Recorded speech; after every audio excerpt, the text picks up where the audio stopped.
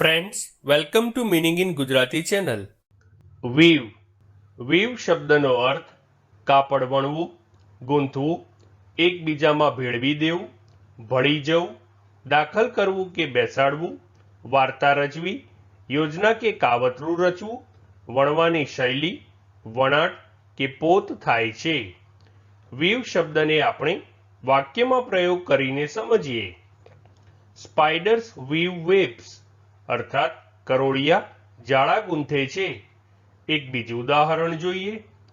I think you can weave a story around this incident, એટલે કે મને લાગે છે કે તમે આ ઘટનાને લગતી વાર્તા રચી શકો છો.